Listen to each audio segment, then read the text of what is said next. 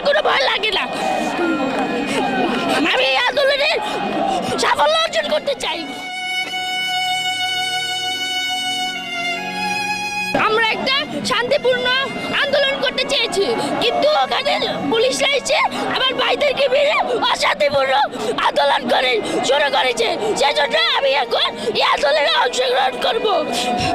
তুমি তো অনেক ছোট, একদমই বাচ্চা, তারপরও এই আন্দোলনে যুক্ত হয়েছো এবং সাথে মাও আছে। কেন আসলে আজকের এই আন্দোলনে এসেছো?